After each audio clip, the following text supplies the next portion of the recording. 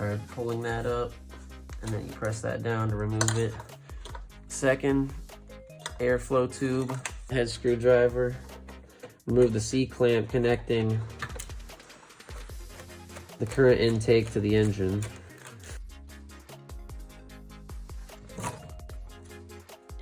And remove the 2 bolts.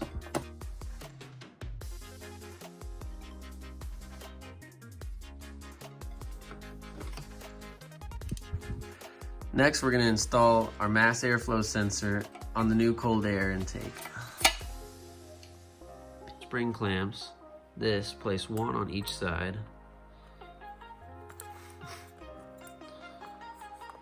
Preferably going the same way. Slip it over, and you can see on the...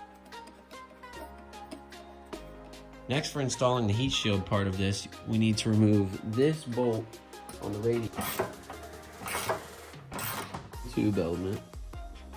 Placing this through the hole first. C-clamp. Tighten the C-clamp as tight as possible. Your mass airflow sensor by pushing the red thing tube. Make sure that it is fully set. When completed, reattach the negative terminal on the battery.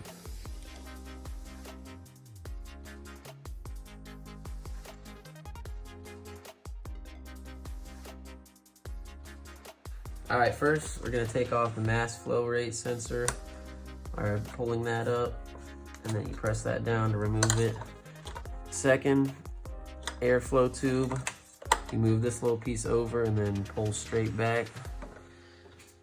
After that, get your flathead screwdriver. Remove the C-clamp connecting the current in. Finally, you come with your 10mm socket.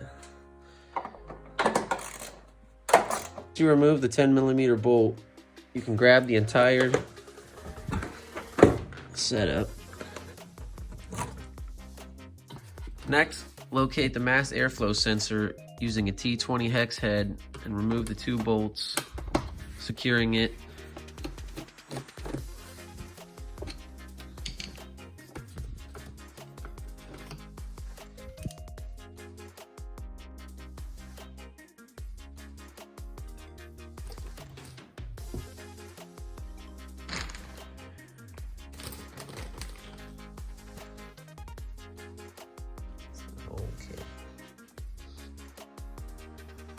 Next, we'll be taking our mass airflow sensor and installing it on the new intake.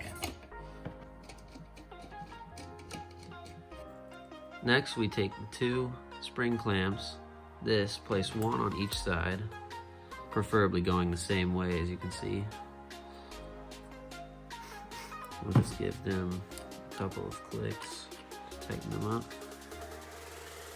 Once we have this piece built, we take it, slip it over, and you can see on the inside, you just want it to come right over that edge. Next, we're going to take our heat shield and our 10mm bolt, and then you kind of slide behind these right here. For this install, you lift up on your corner panel, slide under, around these, as you can see. So when installing your heat shield, you lift up on this, go behind these, filter, and your new tube element. Placing this through the hole first. Take our filter with our C-clamp head facing up, as you can see.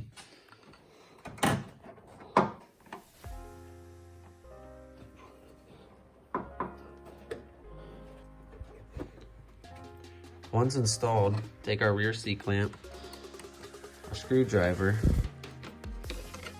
Now that the intake is installed, don't forget to reattach the mass airflow sensor out of the way. Push it back on there and you can see that it's in there. Don't forget, when completed, reattach the negative terminal on the battery.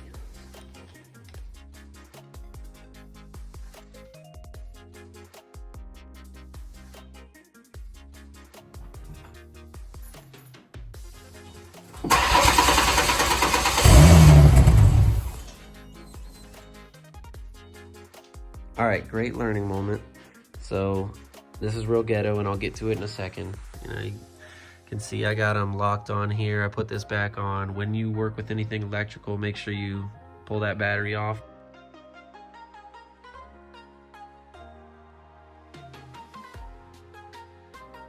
Basically what I've done, I've just unhooked the C-clamp off of right here and just kind of spun the thing. I've taken this out and done some modifications.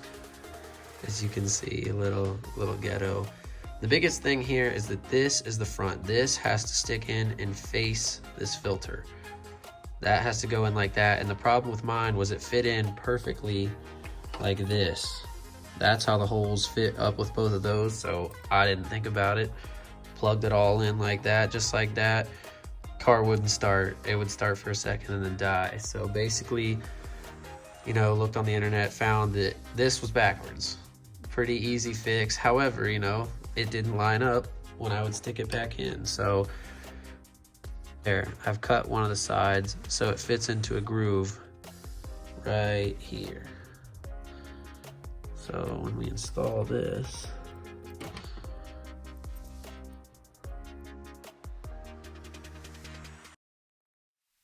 and that's a lot better looking than the C-clamps and stuff.